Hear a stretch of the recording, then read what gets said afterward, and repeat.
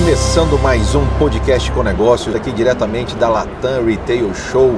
A Latam Retail Show, que é o maior evento de corporativo, congresso de negócios, de business da nossa América Latina. Acontece aqui em São Paulo todo mês de setembro de todos os anos. E dessa vez aqui para a gente falar sobre a Latam Retail Show, nessa missão técnica organizada pela FEComércio, pelo Senac e apoio do Sebrae Mato Grosso do Sul. Eu tenho aqui comigo meu amigo, meu professor Adilson Puertes. Adilson que dispensa apresentações, é uma referência já no varejo, no comércio sul-mato-grossense, e queria te desejar aqui e já te agradecer, meu professor. Obrigado por estar aqui comigo no podcast para falar sobre Latam Retail Show. Em primeiro lugar, seja bem-vindo ao nosso podcast mais uma vez. Bom, obrigado pelo professor. Na Sempre realidade, meu professor. Não, na realidade a gente está longe disso, mas quero agradecer a você, Jean, por poder estar aqui com você e nesse podcast que tem feito relevância na vida de tanta gente que ouve ele e que, de alguma forma, muda os seus caminhos, muda os seus pensamentos, muda a sua visão do seu próprio negócio. Então, eu tenho certeza que você está sendo um instrumento, não somente como uma instituição, mas um instrumento de Deus até para levar conhecimento, levar alternativas para a vida de muitos empresários que estão buscando avidamente novas jornadas aí na vida deles. Obrigado pelas palavras, meu professor. Queria que você falasse um pouquinho, meu professor, para a gente começar do começo. Antes de mais nada, para quem não conhece a Estúdio A, para quem não conhece a Sierra, para quem não conhece a história do Adilson, queria que você fizesse uma pequena introdução para quem não sabe quem é o Adilson Puertes e esse, digamos assim, esse empresário disruptivo, louco da cabeça, completamente alucinado por mudança, motivado por transformação. E a cada vez que a gente vem numa missão técnica, que eu venho com você, a gente sai daqui, eu vejo você nessa transformação acontecendo ao vivo depois, né? Não é algo que fica guardado na pasta, né? Para quem não conhece o Adilson, gostaria que você fizesse uma breve apresentação. Muito bem, um prazer estar falando com todos vocês. Eu sou Adilson Puertes, sou sul-mato-grossense agora, porque estou lá há 36 anos já, né? Então, me considero um sul-mato-grossense. Já atuo na área de móveis, decorações e de objetos, enfim, mas focadamente em móveis nesse período todo, 36 anos. E tanto com a Estúdio A Móveis quanto com a Sierra Móveis, as duas empresas que fazem parte desses negócios que a gente atua lá. Também estou vice-presidente da Federação do Comércio do Mato Grosso do Sul, trabalhando lá com o nosso mestre maior, o Edson, que eu agradeço. O seu Edson Araújo. Em nome dele, já agradecer a própria federação que nos trouxe esse time para cá, né, juntamente com o Senac e com o apoio do Sebrae, nosso companheiro Cláudio Mendonça, que sempre está apoiando, sempre está com a gente nesses processos de inovação e de busca de conhecimento, né? Muito bem, então esse é o Adilson.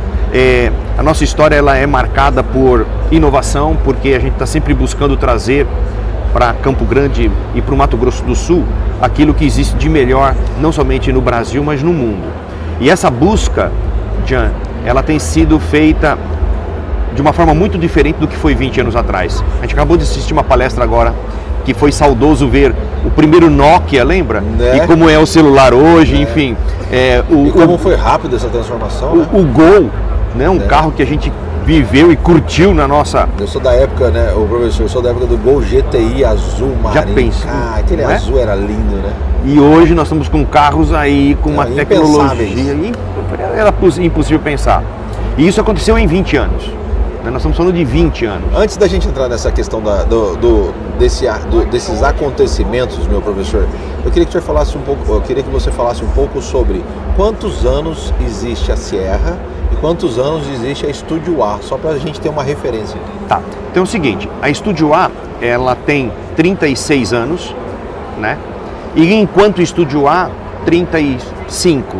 Quantos anos você está no Mato Grosso do Sul? 36.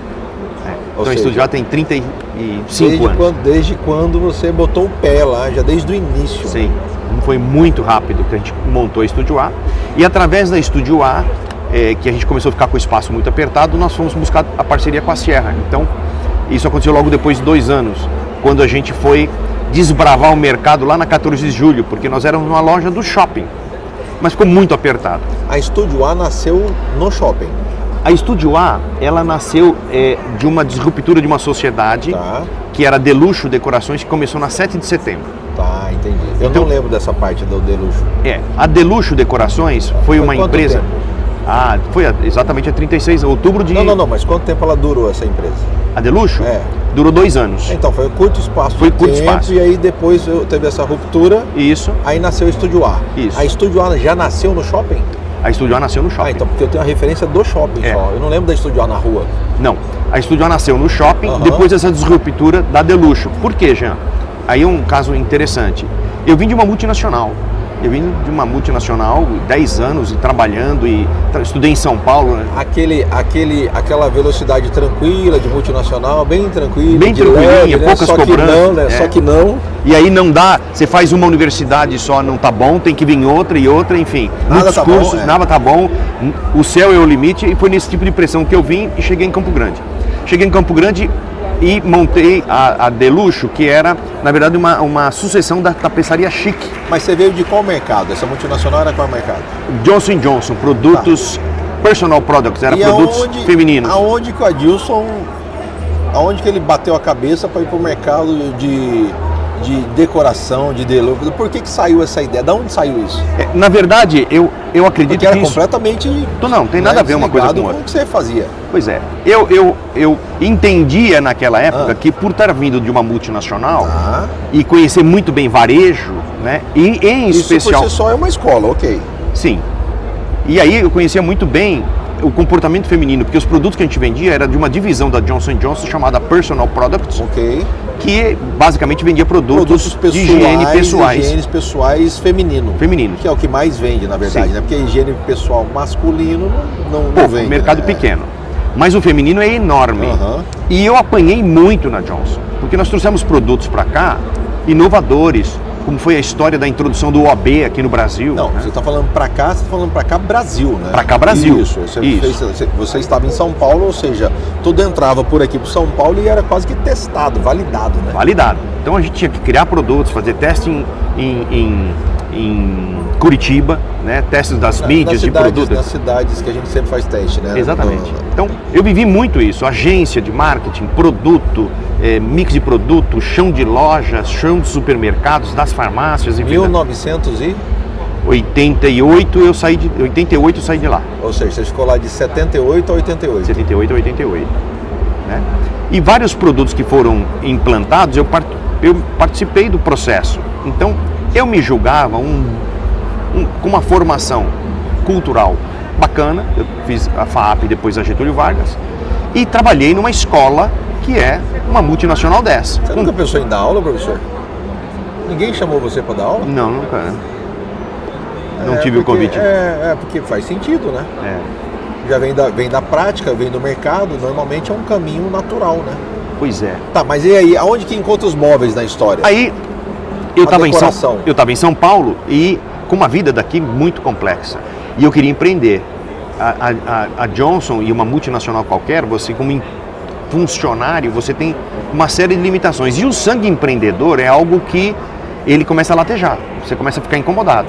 E apareceu essa oportunidade, então, a Tapeçaria Chique, que era uma loja que vendia tapetes, carpetes para o Brasil inteiro, eram 78 lojas, decidiu no seu plano estratégico fechar e ficar somente com só com 4. Vendeu 74. E uma delas era em Campo Grande. E eu fui lá e comprei essa loja. Então eles tinham uma unidade lá, você comprou a loja. Mas você já tinha se desligado já da Johnson & Johnson? Não, aí eu comprei, aí eu fui informar de Johnson. Entendi. Aí foi até um constrangimento, porque graças a Deus eu estava numa carreira muito bacana lá e tal, e foi assim, para eles me mandarem embora, para a gente fazer um acordo e tal, levou um tempinho, mas saiu tudo bem, e eu fui embora para Campo Grande com um filhinho de 10 meses de idade. Mas por que Campo Grande? Porque eu tinha um primo que trabalhava lá, nessa unidade, né? E ele falou, vem para cá. E eu vim para Campo Grande. Foi ele que te falou que estava vendendo? Foi ele que me falou que estava vendendo. Estou tentando ligar os pontos. Isso, aqui. Aí eu fui lá, cheguei em Campo Grande, Cheguei em Campo Grande aqui. Aí você foi do quê? Fui de avião. Tá. Aí cheguei lá e fiquei encantado com a cidade. Isso é algo que acontece com todo mundo até hoje, né? Até hoje. Todo mundo chega em Campo Grande. Uma cidade arborizada e meu primo morava... Qualidade de vida lá no topo, né? Você em São Paulo, no olho do furacão. Quando eu cheguei, a primeira coisa que me chamou mais atenção, sabe o que foi? A segurança. O cara chegava em casa, Tudo aberto. num bairro, parava o carro e eu falava assim, você não vai trancar, fechar aqui, ligar o alarme? Eu falei assim, o quê? O carro aberto na porta da casa dele, ia lá pra dentro, chega sábado, fazia churrasco, domingo tinha churrasco, né? Então, qualquer saidinho perto da cidade tinha uma chácara, um sítio, um lugar para visitar. Troço. Negócio, em São Paulo, uma selva de pedra, né? Então a segurança, a qualidade de vida... Mas essa vez você foi para lá para visitar a loja ou você já tinha comprado a loja sem visitar? Não, eu fui lá para visitar a cidade. Tá, mas você não tinha comprado ainda. Não, e ele me fazendo a proposta do negócio. Quando eu me encantei pela cidade, pela segurança, pela qualidade de vida, eu falei assim, olha, essa é a minha oportunidade. Eu já voltei de Campo Grande, foi no agosto isso, agosto de 88. Eu voltei de Campo Grande para São Paulo, cheguei em São Paulo, já estava com a decisão feita. Aí só fui informar a Johnson. Na verdade você já tinha decidido, você só foi lá para validar, né? Fui para validar. E aí a vida começou diferente, porque eu mudei dia 12 de outubro efetivamente para... De 88? De 88 para... Foi rápido o negócio. Foi bem rápido, foi muito rápido. Preparei mudança, filho, esposa e pau, Campo Grande. Fui embora. E o filho era pequeno, mas e a esposa falou o quê? Você é louco. Eu sou mesmo. Eu sou mesmo. E foi isso que a gente fez. Botamos uma mudança no caminhão e fomos embora para Campo Grande. E foi aquilo. Para trabalhar com uma coisa que não tinha noção nenhuma de experiência na prática daquele produto. Sem conhecer ninguém na cidade. Nada. E aí, a loucura veio 2 meses depois. Por quê? Nós chegamos em outubro. Quando foi dezembro, né? Quando foi dezembro, eu comprei uma loja no Shopping Campo Grande que iria inaugurar em outubro de 1989. 89 a inauguração. Exatamente. Aí eu comprei uma loja dentro do Shopping Campo Grande. Tinha loja ainda. Não tinha nada ainda, não tinha nada lá, era uma pedreira, né? Enfim, para inaugurar... Uma localização excelente que era a loja era excepcionalmente localizada. E aí eu vou posicionar a minha nova loja no melhor ponto que a cidade vai ter. Porque eu vinha do mundo corporativo e de shopping e de viver isso, né? Para Campo Grande o shopping era algo... Eu fui na inauguração, era algo esperadíssimo. Pois é. O pessoal acompanhou a obra. Pois é. Então, posicionar a marca, né? A marca que a gente queria lá dentro. Só pra gente, para não perder aqui os episódios, né? Isso aqui tá parecendo uma série. Os episódios. Voltando lá no episódio anterior, que eu perdi ali, me perdi, eu não assisti direito, não ouvi direito. Onde que entrou o sócio aí? Porque você chegou na loja, tomou conta da loja, mas e aí teve a disruptura com o sócio? Foi com esse primo, era seu sócio ou não? Esse meu primo foi meu sócio. Ah, entendi. Mesmo porque ele era o cara do balcão, ele era o cara da venda. Que entendia do mercado. E eu fui mais na parte administrativa financeira, que eu tive uma época na Johnson que eu trabalhei em planejamento econômico estratégico. Então, a minha função era o planejamento econômico estratégico do negócio e marketing. Mas isso era enganação, desculpa. Você estava fugindo, porque não tinha como não ser do balcão você, né? Aí veio aí a vida que fez o balcão para você, né? Porque nessa disruptura sobrou, você tinha que fazer tudo. Tinha que fazer tudo. Mas a disruptura foi um ano e meio depois. Por quê? Jean, essa ida para o shopping... Já começou, porque ir para o shopping já era, né? O sócio já calma... Queria que você tivesse calma e você não... A única coisa que não tem é calma. E ele estava naquela velocidade que naquela época era muito característica. De Campo Grande. Assim... Já imagino. Churrasco. Não, calma, vamos devagar. Não, vamos pensar. Temos que atropelar e vamos para o shopping e tal. Então, a nossa sociedade já começou assim. Olha, eu vou ficar lá na minha loja da 7 de setembro, vendendo meu tapete, meu carpetinho, abro a loja todo dia, fecho a loja todo dia e essa é a minha vida. Falei, cara, essa não é a minha, né? Mas também aconteceu um outro grande problema, que foi o seguinte, a loja do shopping não foi bem. Mas também... A loja do shopping foi um tiro na água para mim. Ou seja, não foi um sucesso de cara, né? De jeito nenhum. Primeiro foi assim, para que a gente conseguir montar a loja com o capital que a gente tinha, o que eu fiz? Eu coloquei meu paletó e minha gravata, montei uma bela de uma apresentação, como era padrão Johnson & Johnson, vim para cá e procurei as maiores fábricas de carpetes e tapetes do país. Então, naquela época, tapetes Tabacou, tapetes Bandeirantes, Ita Carpet Nylon, e vendi espaços das laterais dessa futura loja para os caras. E eles compraram. E essa grana que entrou viabilizou o negócio, totalmente. Então a gente construiu uma loja em exatamente 10 meses, dentro do Shopping Campo Grande. Uma loja grande, de 80 metros quadrados. Mas aí entrou seu know-how e esse posicionamento, senão não teria como tirar do papel. Sim, não. E aí colocamos os produtos lá, só que, detalhe, né, importantíssimo, que eu falhei, eu errei. E paguei caro por ter falhado e ter errado. Foi o quê? Embora entendendo do perfil da mente feminina de consumo, eu montei um produto de compra planejada dentro de um shopping de compra por impulso. Totalmente. E aí, os resultados... Seja, você montou por racional e o outro era completamente emocional. E aí, os resultados não foram bons, foram muito ruins. E aí eu comecei a buscar soluções para sair dessa equação. E aí a sociedade já não estava boa. Não, então, aí já começou estava miando. E eu trouxe fundamentalmente, para sair daquela situação, fiz um investimento de uma tentativa e que deu certo. Eu vim para São Paulo e comprei num final de ano seguinte, porque isso durou um ano, então foi em final de 90, né? Eu comprei um monte de adornos com muito brilho. Foi isso que eu fiz, de verdade. Vasinhos, decorações e tal. Miudezas. Coloquei na vitrine e acendi todos os holofotes em cima. Naquele novembro e dezembro estourou de vender o varejinho.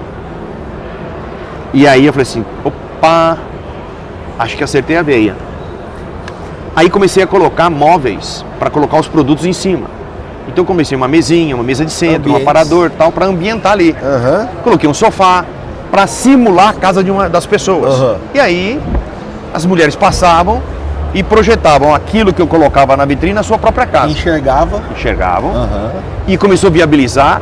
Só que eu tinha que fazer um bate-volta São Paulo constante, eu tinha que fazer essa gestão, mais a gestão do tapete, carpete. Nós tínhamos uma fábrica de cortinas, então eu tinha que fazer tapete, carpete, cortina. Depois eu inventei de fabricar sofá. Então eu administrava a fábrica de sofá, a fábrica de cortina, as instalações e tal. E aí, olha, sócio, né?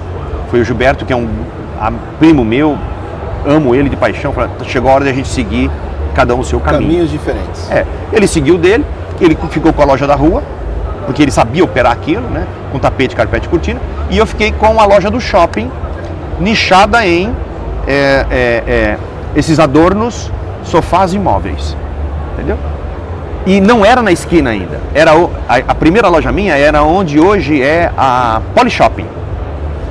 Não, mas a gente teve, eu lembro da loja também, onde é o Correio, na esquina. E ali no Correio, isso. Ou era do Polyshopping ainda? Do Polyshopping. O Correio era uma loja de brinquedo para criança. Então era do lado, né? Era do lado. Então eu lembro. Isso, Então ali começou a Estúdio A, porque quando a gente separou, tirou o nome Deluxo, que ficou para ele, e ali no shopping chamava Deluxo Estúdio. Aí o Deluxo ficou para ele e o estúdio ficou para mim. E aí eu acrescentei um A. Só o A. E só por quê o A? Eu acho que não, nem pensei nisso. Na verdade eu queria colocar um produto premium, classe A, Estúdio A, alguma coisa que fosse... Mas o Adilson não é prêmio? Não é. Bom, ainda bem. Obrigado, obrigado. Então, mas eu acho que... Se eu não viver assim, né? Eu enxergo Estúdio A, sempre cheguei Estúdio A de Adilson. Mas voltando lá, separou e a loja você teve que tocar, ou seja, tocar tudo ao mesmo tempo. Só que tinha que ter um foco, né? Porque era muito foco. E como é que você fez isso? Bom, quando a gente pegou essa veia mais nichada para mulher que gostava desse tipo de produto, do brilho e tal, para sua casa, eu falei assim, bom, esse é o caminho. Esse é o caminho. Comecei a fabricar sofás e para minha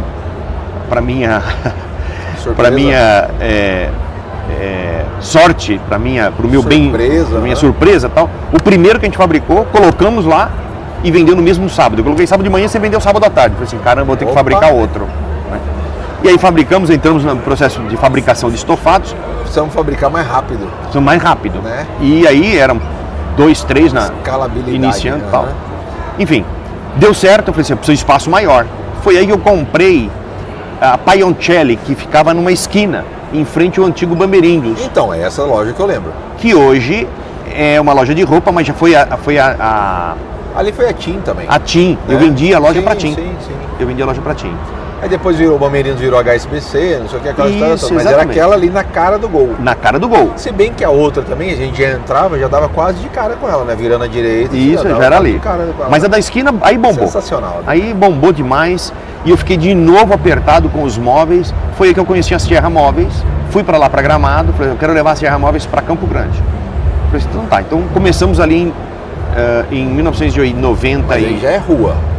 Oi? A Sierra foi pra Aí, rua. quando eu propus para ela falou assim, mas você não tem espaço para colocar isso no shopping.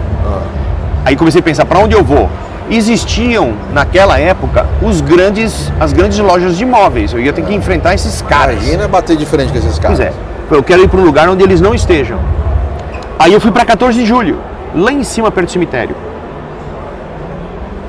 Não sei se eu lembro dela lá. Da loja lá.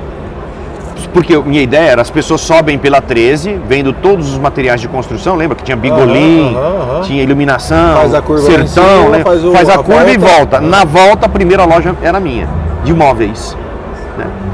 E não tinha ninguém. E lá tinha muito espaço, os armazéns lá. Isso. Peguei um espaço enorme lá, inaugurei primeiro 400 metros, depois chegou a 1000. E fui fazendo devagarzinho isso. Então ali se consolidou como loja de móveis mesmo, e o shopping ficou mais como adornos e alguns móveis. Então a Estúdio A eram móveis menores, digamos assim, portes menores, não deixavam de ter móveis lá, obviamente, Isso. mas era mais adorno, né? Mais adorno, Tá. no shopping. Mas tinha os móveis. Sim. E aí, ali eu coloquei... Não tinha quantidade, né? Porque não tinha espaço, só isso. tinha mas espaço. tinham lá os móveis e catálogo. E aí o cliente dali, falou, se o senhor quer ver mais opções, nós temos na loja da 14. Aí começamos a fazer a jogada. E a Era 14 longe de julho era a 14 de julho, Era né? a Só 14 de lembrando que, Sim, né, eu tô falando não era da o que é época hoje, estamos falando hoje que era uma realidade completamente diferente. Pois é. Foi muito bem. A Sierra entrou lá primeiro com 200 metros e logo chegou um ponto, falei assim, a Sierra, falei assim, olha, eu já quero... era usando o nome da Sierra, né? Não, lá era Estúdio A ainda. Ah, entendi. Aí eu cheguei, Sierra, tô apertado. E ele tinha duas linhas fortes. E uma estava com concorrente. Falei assim, eu quero abrir uma loja exclusiva Sierra. E quero fazer parruda, forte. Falei assim, então me apresenta o projeto. Aí eu peguei, na esquina da Afonso Pena com a Ceará, tinha um galpão antigo da Caravelo Móveis. O seu Raimundo, da dona Regina. Bem na esquina do viaduto ali. Isso, onde hoje é um Murano. Aluguei lá. O buffet Murano. Exatamente, aluguei lá, fizemos negócio, reformei tudo. O principal pão da cidade, né? Vamos falar assim, Sim. né? O principal cruzamento da cidade era ali. Aí, e ali montamos a Sierra, que foi a terceira loja exclusiva da Sierra no país. A primeira foi São Paulo, acho que a segunda foi Brasília, a terceira foi Campo Grande, né? A terceira loja exclusiva da marca. A fábrica estava começando, tinha 4 anos. Mas e aí, o espaço lá, além de ser grande, era bonito também. Né? Bonito. Ali tinha espaço e Tinha uma espaço. visibilidade a um outdoor ambulante. natural. Ali.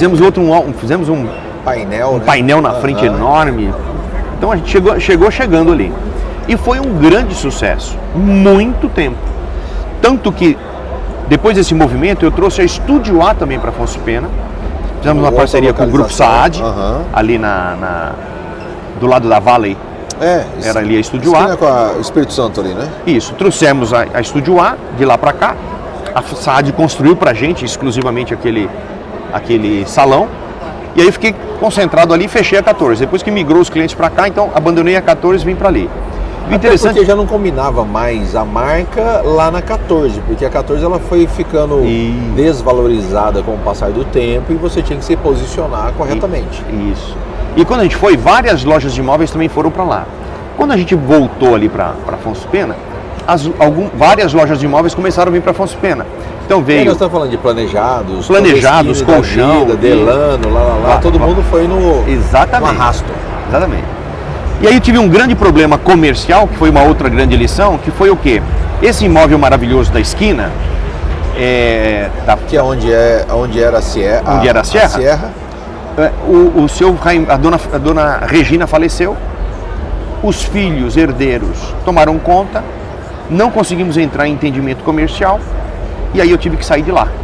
E aí eu falei assim, olha, um dos grandes problemas que a gente enfrenta, que às vezes complexo, ser administrado, que é você não investir para o seu prédio próprio.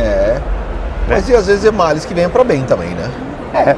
Porque ali o custo também não era uma brincadeirinha. Não, e o custo que eles queriam ir... propor, eu lembro na época. Tipo, era 16 mil naquela época. Para 30, 40... Foi 48 mil. Então assim, né? Mas isso me despertou para um empreendimento diferente, que foi o quê? Sempre assim. Eu vou construir minha sede própria. Tá, mas calma aí, aonde que nós encerramos o shopping? Quando a Estúdio A saiu do shopping, porque foi no meio do caminho aí dessa passagem, nós não podemos perder nós ficamos no shopping mais... Nós ficamos no shopping mais uns 8 anos. Até quando? Você lembra a data? 2008, por aí, 2007. Né? Aí saímos do 2008. shopping e migramos para Afonso Pena. Migramos para Afonso Pena. O shopping encerrou a atividade, vendemos para TIM aquela loja. Ela era muito grande e a viabilidade econômica dela começou a ficar mais complicada, porque uma loja daquele tamanho no início do shopping era um custo. O shopping consolidado depois de 8, 9 anos, o custo era outro. Até porque o shopping, né, não vai vir, né, não vai ser mais tranquilo que o pessoal lá da Afonso Pena, né? E o volume de imóveis ainda era pequeno, né? Então o que tinha que vender era muito adorno. Ticket médio baixo, porque vendia e aí o volume não paga a conta. Não paga a conta. Matematicamente, financeiramente falando, vamos para Afonso Pena, do lado da Sierra, no novo prédio. Isso. Fomos para lá. E aí fez aquele conglomerado lá, as duas lojas, uma do lado da outra. Isso. Que ficou lindo, inclusive, né? Chamava uma atenção gigantesca. Porque era uma loja de 1000 metros, né? Ali. E aí a gente colocou as duas marcas ali, mas já com o planejamento de ir para outro lugar. De ir para a sede própria. Que foi impulsionado pelo rompimento do contrato da Afonso Pena com o viaduto. Exatamente. Legal. É isso aí. Quando a gente pensa em loja nova, entre pensar... Você começou a pensar isso em quando? 2008 já? 2007, 2008? 2008 comecei a pensar. Até a inauguração que eu tive a oportunidade de estar lá, nós estamos falando em 9 anos. 15, 16, que eu me lembro, né? 17 a gente inaugurou. 17, tá. Então, 2008 teve a disruptura, 2010 eu comprei o terreno, porque também era uma área que em 2010 não era uma boa localização, precisava de mais tempo para maturar. Muito mais tempo. Né? Mas naquela pesquisa, e isso é um dado importante, de custo-benefício de metro quadrado, mais obra. Oi? Naquela pesquisa? Naquela ocasião eu fiz uma pesquisa. Então, mas você fez pesquisa? Fiz. Foi importante? Porra, mas fundamental. Então, eu queria que você ressaltasse isso. Pois é. Porque não deixa de ser só no feeling, né, professor? Não, pelo contrário, porque nós tínhamos a necessidade de ter um espaço grande. Então o terreno precisaria ser grande. Quando nós avaliamos o custo de metro quadrado para se comprar um terreno e construir na Afonso Pena, o metro quadrado de construção praticamente é o mesmo. Porém, o custo do terreno, mais o custeio de IPTU e etc., da Afonso Pena, inviabilizava negócios dessa envergadura. E como também era um projeto que eu intencionei fazer para ele ter longevidade de existência, ou seja, lá está Estúdio A até hoje, mas o dia que eu não puder estar mais, eu não querer estar mais ali, aquele prédio serve para outros tipos de demanda. Sem contar que no segundo andar você também pensou algo diferente, disruptivo também, que não fica só fechado a um único business. Né? Não, então... E no primeiro andar também, né? E no térreo também, né? E agora estamos pensando, logo teremos novidade, no térreo, né? Que hoje não está sendo utilizado, mas a gente tem projetos para o térreo. E, enfim, e aí nesse estudo de pesquisa, de tráfego, de perspectiva de desenvolvimento da região, do lugar, os tamanhos dos terrenos, né? O que mostrava um indicativo de que os negócios que surgiriam ali seriam grandes. Tudo encaminhava para o lugar correto, né? Um bom tráfego, perto do polo principal que era a referência o Shopping Campo Grande. Uma via de acesso gigantesca, uma avenida com bastante fluxo. Bastante fluxo. Arborizada. E outra coisa, arborizada no meio eternamente pelo córrego que tem ali, que nasce no Soter, né? No Soter. Então, o meu vizinho de frente é aquela mata fechada, eternamente, né? Então, Isto foi a pesquisa, né? Tamanho de terreno, custo por metro quadrado, condição de como comprar, custo de IPTU, a obra em si, lá ou em qualquer lugar, seria a mesma. Então, não foi levado isto em consideração. Foi levado todos esses outros parâmetros. Compramos o terreno de 1.200 metros e entramos com o projeto de FCO, que é outra jornada de um empresário que tem que estar atento a essas oportunidades, né? Hoje, para você ter uma ideia, nós fizemos o FCO de 9 anos, né? Nós estamos em 2024, teve aí um gapzinho durante a pandemia, mas nós estamos no final do pagamento do FCO, né? A 5% ao ano, né? Viabilizou o negócio, né? O mais interessante é que passa, né? Passa, eu acho que acaba, passa, né? Porque às vezes você olha e fala, nossa, é muito tempo, olha como já passou. E hoje o valor da parcela do FCO é menos da metade do que seria um aluguel naquele lugar. Então, sem contar o bem em si, né? Quanto que vale hoje um metro quadrado naquela região? Pois é. Então, o empresário tem que estar sempre muito atento, não somente, eu digo, com um comportamento umbilístico, e me perdoe essa palavra porque eu inventei ela, né? Mas é muito comum a gente estar tão envolvido com o nosso negócio, olhando para o nosso próprio umbigo, que não enxerga o todo. Daqui a pouco nós vamos entrar então em Latam, por que a gente está aqui, né? Então, ter essa disruptura de parar de olhar para o umbigo, né? Ter a audácia de olhar um pouco mais para o futuro, né? Faz parte do empreendedorismo. É importante para o crescimento, porque a gente tem uma expressão em francês, da parte de economia, que fala ceteris paribus, que significa tudo mais constante. Então, para a economia estudar algumas coisas, ela faz tudo ficar meio constante. E esse tal de ceteris paribus é uma frequência que o empreendedor muitas vezes coloca na cabeça dele. Ele acha que o que ele está tendo de resultado, ele acha que aquilo que está bom pra caramba para ele, ele fala assim, nossa, se eu ficar assim, o resto da minha vida eu estou muito feliz, porque eu vou ganhar esse dinheiro, eu vou fazer as viagens que eu quero, eu vou trocar o carro que eu sonho. Não preciso de mais nada. Não preciso de mais nada, minha vida vai ser assim. Engano, engodo, né? A vida não é ceteris paribus, ela vai mudar amanhã.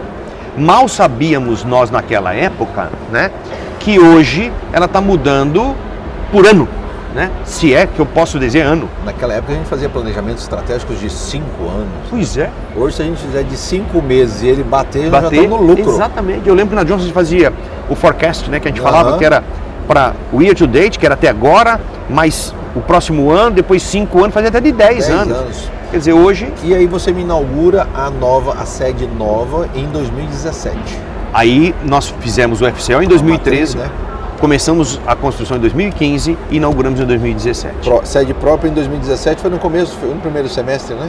Foi em março de 2017. Primeiro semestre, isso. E aí, em março de 2020, a gente tem a notícia da pandemia. Como é que a gente faria qualquer tipo de planejamento em 2017? Eu voltando do Canadá naquela época, fui na inauguração, um monte de coisa acontecendo, 3 anos depois, para tudo. Então não tem como, né? É isso que você está falando, não tem constância. Não tem. A vida não tem constância. Por isso que aquele ceteris paribus lá é um engodo mental, né? A vida não tem constância. Nós não temos constância, não temos...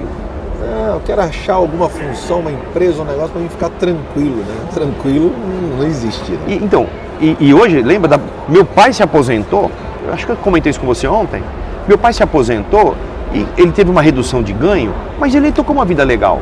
Hoje, qualquer ser humano normal que pensar em viver após os 55, 60 anos de aposentadoria, ele está quebrado, está ferrado. Não paga nem o remédio do mês. E tem muitos empresários, Jean, que não conseguem ter essa projeção futura. Percepção, né? Não tem. E aí compõem os seus negócios com um comportamento meio umbilístico, né? E precisam fazer uma ruptura disso, quebrar os cadeados mentais para poder enxergar o que vai acontecer, não somente com o negócio dele, mas com ele também no futuro. E quando você fala em enxergar e buscar essa visão de futuro, a gente fala, obviamente, das missões técnicas que dão essa oportunidade para os nossos empresários sul-mato-grossenses de olhar o que está acontecendo para fora do negócio, ou seja, levantar a bunda da cadeira literalmente e vir na missão técnica Latam, na NRF, seja ela qual for, NRA, porque são várias que a gente promove, para beber a água da fonte. Há quanto tempo você participa de missões técnicas, meu professor? Só pra gente ter uma ideia. Faz uns dias já, né? Faz bastante tempo. Acho que a primeira mais importante que eu fiz foi em 2007. 7. Né? Foi quando eu comecei a perceber que eu, para crescer o que eu queria crescer e para chegar onde eu precisava chegar, eu precisava muito mais copiar do que inventar. Eu precisava Olha, até olhar o que está acontecendo lá fora. Até rimou, né? Eu precisava mais copiar do que... copiar, né? Entender e copiar, não é só copiar, entender. Mas para copiar a gente precisa ir lá e precisa sair de casa, né? Precisa ter disruptura. Precisa falar com outro tipo de gente, né? Precisa sair da zona de conforto, né? Que eu te falei que aquele, não, tudo vai ficar certinho, tá tudo bem e tal. E nós precisamos, e já mudou muito, viu? Eu estou falando tanto dessa forma assim, com relação a Campo Grande, a Mato Grosso do Sul, mas geral, né? Essa disruptura já aconteceu muito forte. Tem muitos empresários hoje com visão de futuro enorme. Mas tem muitos empresários em grande senso também com a mesma visão de que, não, nada vai mudar, eu vou fazer do mesmo jeito. Isso é normal. Agora, o comportamento de buscar uma missão, e aí a gente chega até a Latam esse ano, você já participou de várias missões, eu já tive a oportunidade de a gente participar juntos de várias missões. Sim. O que a Latam Retail Show 2024, nós estamos aqui, né, no segundo dia, inclusive, da Latam Retail Show. O que a Latam, até agora, nesse primeiro dia e metade desse segundo dia, o que você hoje veio buscar nessa Latam Retail Show, o que você já enxergou que pode ser aproveitado e como você enxerga essa questão de, obviamente, do network, que é outra coisa fantástica também, que a gente busca e a gente vem beber dessa água também. Eu entendo assim, primeiro, só de você se dispor a vir, já é uma disruptura. O que você vai encontrar aqui, o que a gente busca encontrar aqui, são grandes insights, né, de futuro e até de curtíssimo prazo para você levar e efetivar lá imediatamente. A primeira Retail Show que eu vim foi em 2022 e naquela oportunidade de setembro de 2022 se falava muito sobre o varejo, como foi falado muito, mas teve um grande tema que foi o metaverso, né? Como que o metaverso iria impactar... me lembro desse assunto. Você lembra desse assunto? Todas as palestras falavam de metaverso. Isso.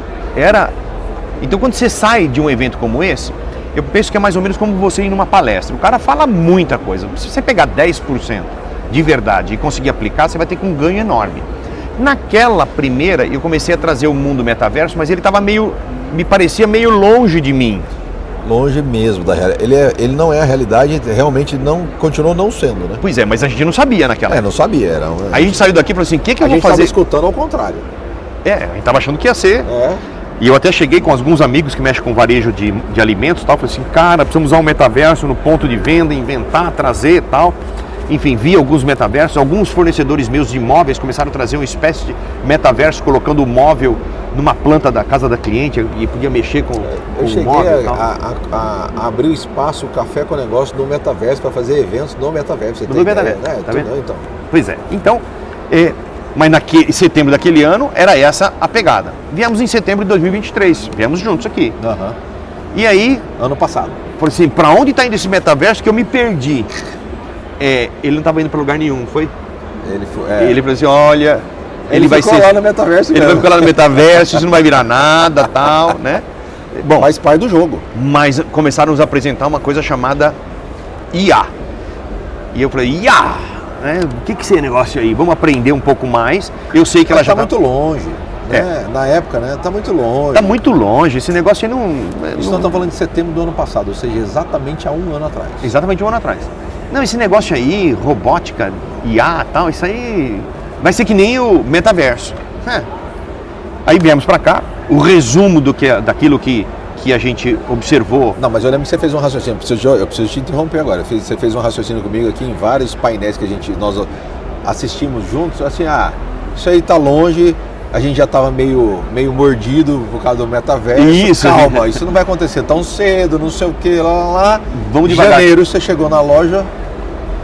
Exatamente o que você está falando. O que aconteceu? Conta pra nós. Aí eu achava que esse negócio da inteligência artificial era algo distante, que não ia aplicar. Já está meio ressabiado. Falando do meu negócio.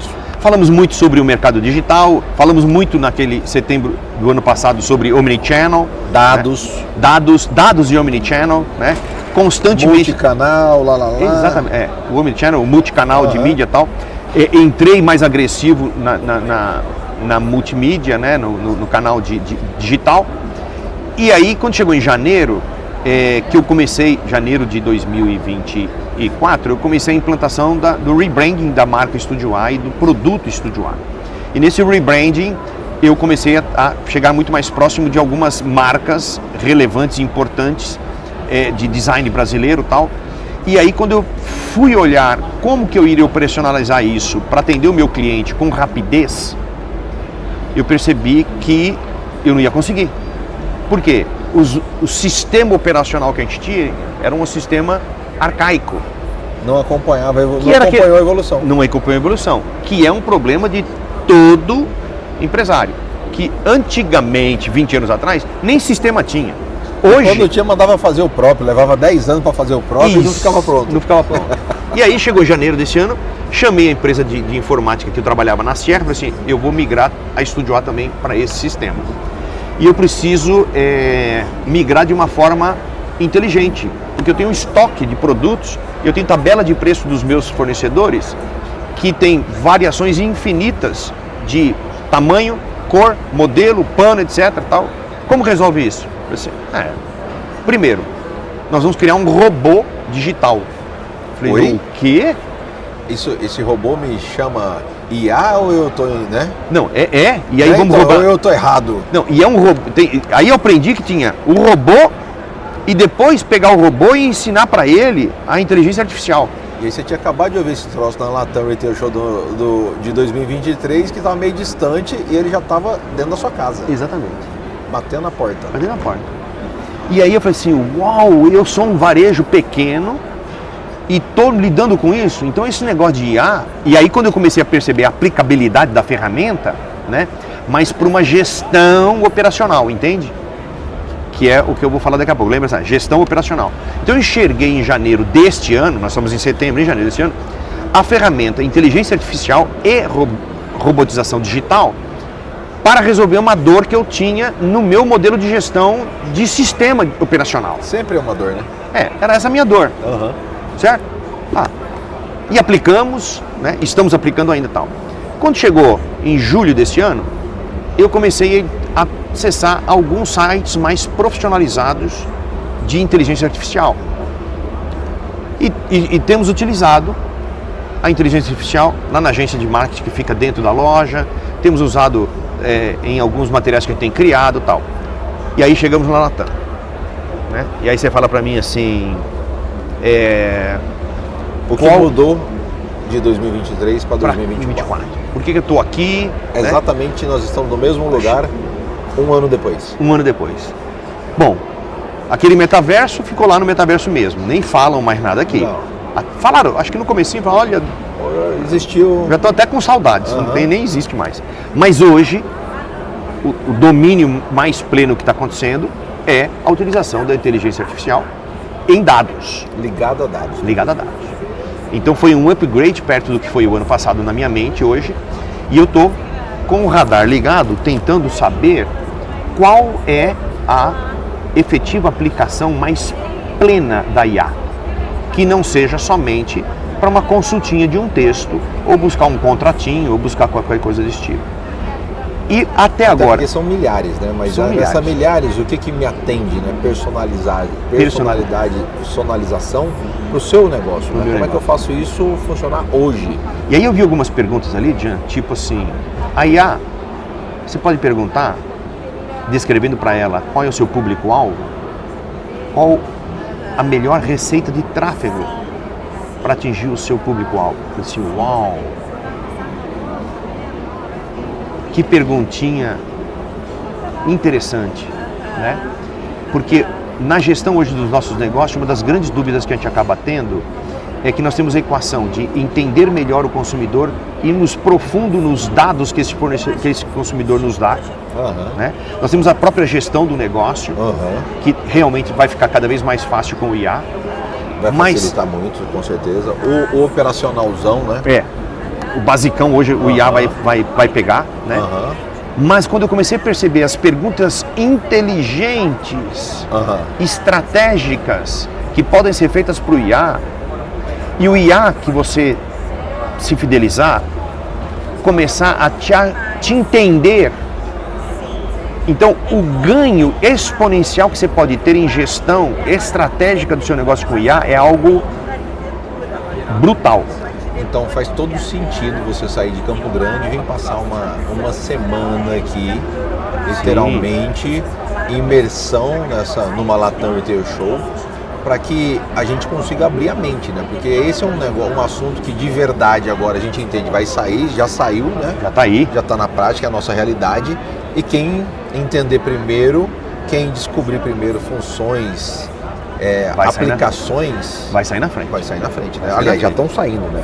Já estão saindo, né? E quando você vê mercados, e eu gosto muito de varejo, né? De uma forma geral, embora eu tenha um dos negócios focado em varejo de imóveis, né? Eu sou apaixonado pelo varejo, tanto é que eu estou na FEComércio por conta disso. Eu sou apaixonado pelo comércio, pelo varejo. Tá no sangue. Tá no sangue, né? E pelos problemas que isso traz, né?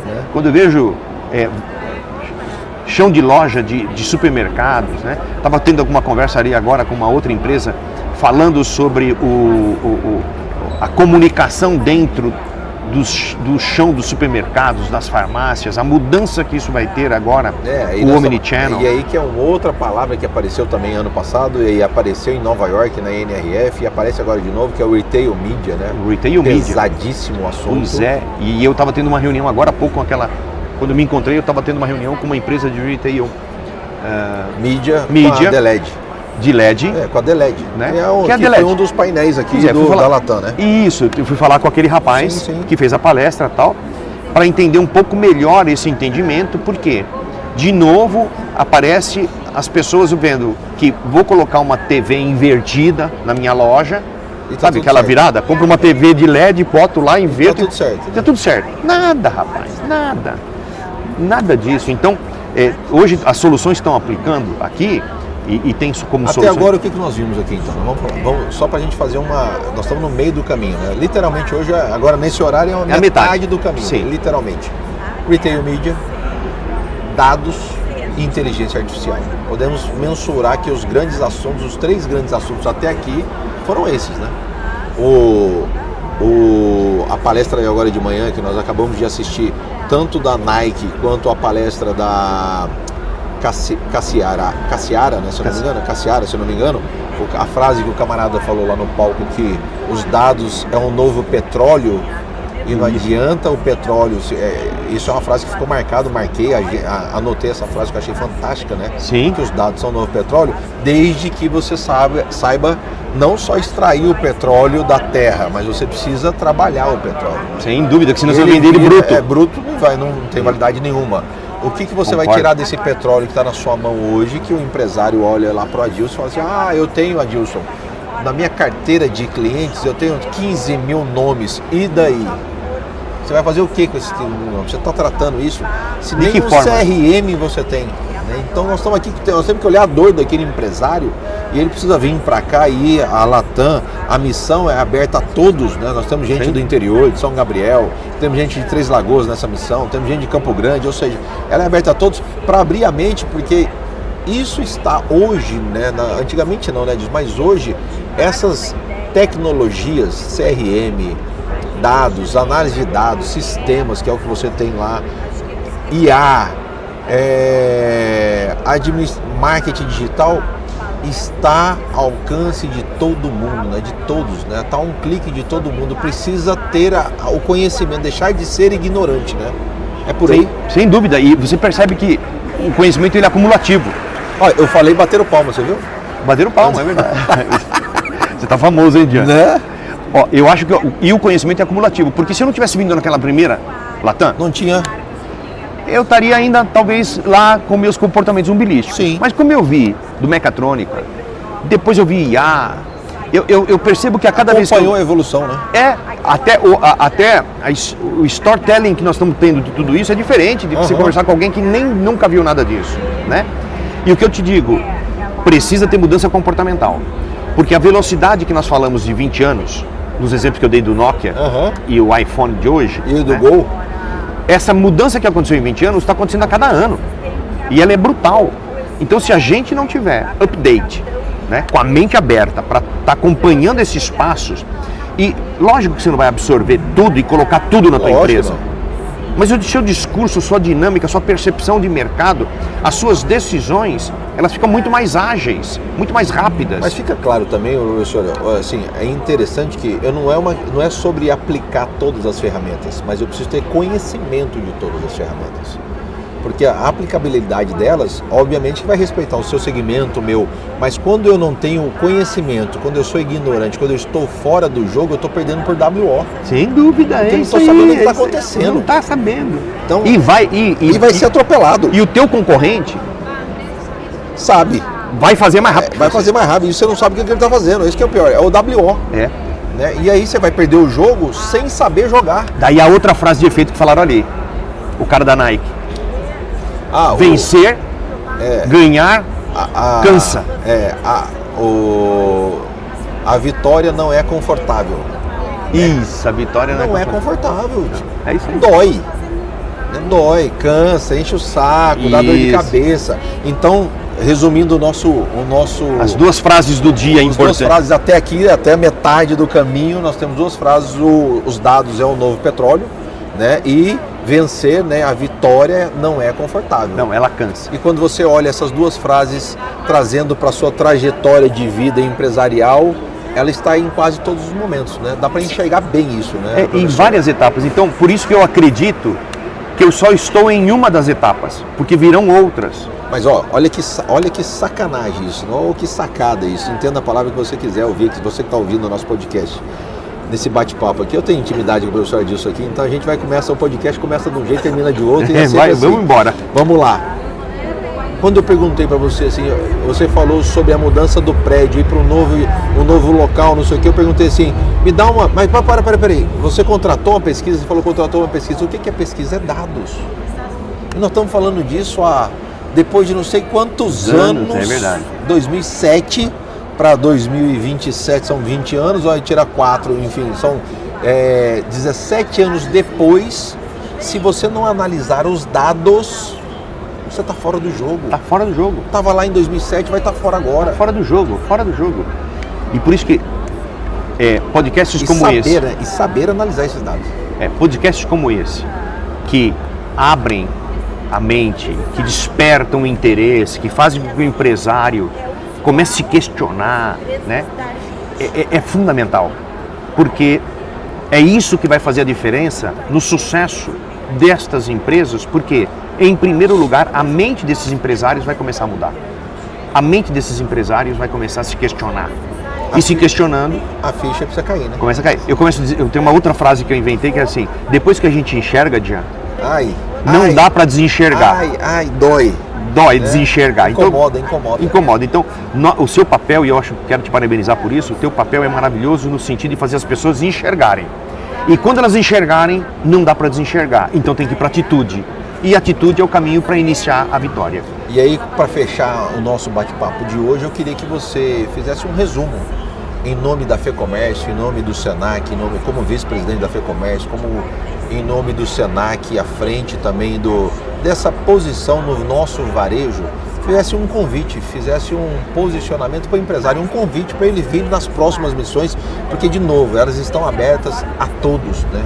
Sim. Não é algo fechado, não é algo para um grupo, é algo para todos e é viável, condições viáveis de pagamento, é facilitado com subsídio. Então, meu vice-presidente, por favor, fala para nós, faça esse convite para os empresários que estão ouvindo o nosso podcast Com Negócios.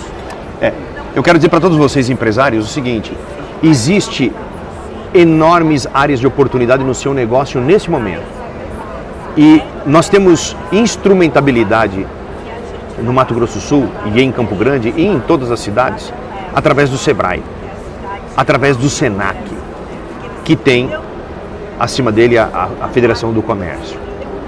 Essa instrumentabilidade, ela é de livre acesso a todos nós. E eu estou falando aqui com você estando na Latam, mas não é um privilégio meu. Qualquer um poderia estar aqui. É uma questão de opção. É uma opção que tem consequências. E eu sei que você que está me ouvindo é uma pessoa inteligente. e, sendo inteligente, vai fazer opções racionais. E é muito racional você ter uma instrumentabilidade a seu dispor e acessível, totalmente acessível financeiramente, que é o Sebrae, que é o Senac, que tem uma infinidade de cursos gratuitos para os teus funcionários. É uma instituição que traz inovação, porque para ela trazer um curso, ela está buscando o que existe de update, do melhor neste momento no Brasil inteiro. E pegando esse gancho, professor, eu vou até expandir um pouco a nossa conversa aqui, o nosso podcast. Nós estamos falando hoje de um estado, e eu preciso ressaltar isso, porque nós somos, como é que fala, bairristas, e a gente precisa ressaltar isso. Nós estamos falando de um Living Lab do Sebrae, que é uma referência no Brasil. O Living Lab hoje, que está dentro do Sebrae hoje, ele é uma referência. Eu preciso repetir isso para todo mundo que está ouvindo a gente, né? No Brasil inteiro. A gente um orgulho para nós, né? Isso é um orgulho. A gente demanda hoje, o Living Lab nosso demanda, que é lá capitaneado pela Leandra, ele demanda hoje referências no Brasil inteiro. Então isso é um ponto. Do outro lado, a gente tem o Senac Hub Academy, que, para o empresário que não conhece, uma estrutura gigantesca. Nós estamos falando aí, eu costumo dizer, né, brinco, que é o Google do nosso Mato Grosso do Sul, um prédio completo, equipado para a nossa mão de obra. Ou seja, está à disposição, está ali, sim, dentro da nossa casa. E quem está nos ouvindo, que não é empresário, mas é um colaborador, ou está querendo se posicionar no mercado, quer ser um empreendedor, enfim. Quer ser um empreendedor, enfim. Você tem no Senac uma infinidade de cursos profissionalizantes relevantes e importantes para a nossa economia do Estado. Inocência está vindo uma nova indústria lá. Águas Claras, Inocência, enfim. Veio agora Ribas, que fez uma revolução, certo? Vai vir agora Inocência, vai vir Águas Claras, certo? E a previsibilidade de necessidade de pessoas que eles estão fazendo é algo brutal. Não tem, né? Primeiro que não tem a quantidade, não tem. É assim, tipo, 180... vou te falar um número. A indústria que vai se instalar em Inocência precisa de 138 profissionais para ganhar entre 18 e 36 mil reais. E eles não têm. Não existe. Não tem. Então, você que está nos ouvindo aí, precisa se preparar para isso, né? As oportunidades vão continuar surgindo. Ô professor, eu costumo dizer, tem uma frase que eu uso, né, no meu dia a dia, em casa ou na empresa, que é: o elefante está na sala. Tem muita gente que enxerga o elefante, tem gente que não enxerga, tem gente que passa pelo elefante e não vê o elefante. Hoje nós temos a oportunidade, através do nosso governo do Mato Grosso do Sul, através desse ecossistema sul-mato-grossense, rota bioceânica batendo a porta, meu Deus, tudo que está acontecendo, nós estamos enxergando pela primeira vez o elefante, cara. E ele é rosa. E não dá para deixar passar. E o elefante é rosa e a gente não está enxergando às vezes. Não dá para deixar passar. Não dá, exatamente. Então não é por falta de aviso. Pode ser por preguiça, pode ser por falta de proatividade. Mas ele está na sala, está todo mundo enxergando e a gente não pode deixar passar essa oportunidade. De jeito nenhum. Então fica o convite. Obrigado. Fica o convite para os empresários, empreendedores, lojistas, enfim, o varejo, o comércio nosso. Busca o FEComércio, busca o Senac, busca o Sebrae, busque essas instituições que estão lá clamando, estamos aqui para ajudar, né? É isso. Sem dúvida, e de alta qualidade e performance. Você está falando aí do Sebrae com percepção nacional, com projeção nacional, o nosso Sebrae sul-mato-grossense, enfim. Então nós temos toda a instrumentabilidade. Então você empresário, você empreendedor, né? Busque, essa ferramenta está disponível, acessível, sob o ponto de vista financeiro, e vai fazer um divisor de águas na vida da sua empresa, com certeza. Fechado. Esse foi meu professor Adilson Puertes, meu professor de vida, professor profissional. Eu tenho muitas aulas, cada bate-papo é uma aula que eu recebo de você, meu professor. Muito obrigado pela sua amizade e confiança. Não vou nem contar aqui os negócios que nós já fizemos, né? O jeito que nós já fizemos. Isso aí, eu tenho um podcast só dessas coisas. Obrigado pela sua presença no nosso podcast Com Negócio. Em meu nome de Jande Barros e em nome do podcast Com Negócio, fica aqui o meu agradecimento, professor. Eu agradeço demais a oportunidade de estar falando aqui com todos. Dentro de mim, quando você perguntou se eu era professor, não, eu não sou, mas você me chama de professor a vida inteira, né? Mas eu tenho um apreço, um carinho, uma coisa muito interna minha de que eu preciso colaborar tudo que for possível para o desenvolvimento do outro. O outro é qualquer um que não seja eu. Próximo. Do próximo. E eu não tenho maior intencionalidade a não ser dividir experiência e conhecimento. Porque quando a gente divide isso, diferentemente de qualquer outra coisa que a gente divide, e quando a gente divide fica metade para cada um, experiência e conhecimento, quando a gente divide, ele multiplica por 2. A gente fala dividir, mas não é dividir, é multiplicar. E eu sinto, professor, que quando a gente divide, quem cresce mais somos nós, né? Sim. É perceptível isso, né? Mas tem gente que não entende, mas vai entender. Todo seu momento aí. Mas nós precisamos continuar insistindo. Esse é o nosso trabalho. Aliás, nós viemos aqui para isso. É isso aí. Só para fechar, Baristrô, convite para quem quiser tomar um café, conhecer a loja, endereço, localização, site da loja, enfim. Muito bem. Baristrô, Jean, tá lá na... Não demos tempo de falar do Baristrô, mas... mas o Baristrô está na rua Cláudia 720, ela fica no mesmo lugar que fica a Estúdio A. É um case, sucesso. Case. Você que é empresário pode me procurar lá para eu te apresentar porquê do Baristrô, porquê da criação do Baristrô que foi feita pelo Tássio, que é meu filho, quando ele se defrontou com a necessidade de aumento de tráfego lá na Via Parque, né? Ele criou o Baristrô, ele criou o conceito, desenvolveu o processo, né, de cafés especiais, de microlote, que ele desenvolve lá em Minas, em altas altitudes, traz o café cru. Agora pães também, né? Pães de fermentação natural, enfim. Tudo isso para gerar uma grande experiência. E o Baristrô hoje é um case de sucesso para nós, porque além de ele trazer um tráfego para dentro do nosso estabelecimento, ele trouxe uma experiência em café que existem poucos no Brasil. Sensacional. Né? E hoje é um modelo desejado aí para levar para fora, enfim. Então o Baristrô, você é convidado para tomar um café especial lá com a gente. O Tássio é nosso mentor dentro do Baristrô, ele é o idealizador disso. E você vai ter uma grata surpresa em conhecer um café totalmente diferente do que você já experimentou até hoje. E aproveita e conhece a loja, né? Conhece o espaço todo, conhece o segundo andar. Sim. E vem novidade aí no primeiro andar, você falou no térreo, né? No térreo, Tem novidade. Teremos novidades em breve. Tá bom. Então não vou nem perguntar, porque eu já vi que é surpresa, né? Faz parte do marketing. Sem dúvida. Eu queria encerrar o nosso podcast de hoje com uma frase que eu acho que faz muito sentido para esse bate-papo, encerrando com a frase dizendo mais ou menos assim: tropeço só é tropeço quando não é na mesma pedra. Então olhe ao seu redor, procure amigos, procure empresários, procure gente que possa colaborar. Nós somos a média das 5 pessoas, né? Dizem, né, que a gente é a média das 5 pessoas que a gente anda, que a gente convive no nosso dia. Eu procuro sempre me tratar como estagiário, eu brinco muito sobre isso, né? Eu sou estagiário justamente sobre isso, que eu estou ali para ouvir, para conhecer, para entender mais e aprender sempre, né? Esteja aberto a aprender, né? Seja humilde para isso, não tem problema nenhum, não é vergonhoso. E você é um professor nisso. O professor de aprendizado, para ser aprender e aprendendo, você não sabe o quanto você ensina. Né? Aprendemos juntos. É isso aí. Fica aqui mais um podcast com o negócio. Eu vou tentar encerrar de novo, porque é muito assunto a gente falar, mas eu preciso falar de uma outra coisa. Nós não falamos e eu não posso deixar de encerrar. Eu sei que eu já prometi que vou encerrar.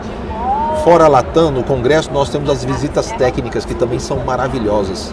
E a gente vai falar disso, podemos gravar um outro depois, que vem depois da Latam, a gente complementa com as visitas técnicas em lojas que são capitaneadas pelo professor Caio Camargo, pelo professor Fred Alecrim. Eles escolhem algumas lojas, alguns cases de sucesso, e aí a nossa missão técnica passa por elas. Isso também é muito importante, né, professor? Isso vai acontecer agora sexta-feira, nós vamos passar o dia inteiro e amanhã do sábado fazendo essas visitas técnicas em cases de sucesso aqui. E aí a gente podia fazer um podcast sobre essas visitas técnicas que nós achamos delas. Vai ser maravilhoso, porque elas são disruptivas já. Não vai dar pra gente falar agora aqui. Não dá pra inventar aqui. Não dá pra inventar. Falar o que então foi. Vamos lá ver primeiro. Fechou. Né? Vamos aplicar o que a gente está vendo aqui, vendo o que já aplicaram no varejo daqui. E vai ser disruptivo o que a gente vai enxergar, que a gente não sabe ainda o que é, mas como foi os outros 2 anos, essas visitas técnicas também serão. É grande. Sem dúvida. E eu estou ansioso para isso. Fechou. Fica aqui o meu abraço, obrigado, meu professor, mais uma vez. Voltamos no próximo podcast com esse complemento das visitas técnicas. Fica aqui a nossa promessa. Fechado. Estou aqui para colaborar com você e com todos os nossos ouvintes. No que precisarem, contem comigo. Um abraço a todos. Abraço. Em nome da Obrigado. FEComércio, em nome do Senac, do Sebrae Mato Grosso do Sul. Voltamos no próximo podcast com o negócio.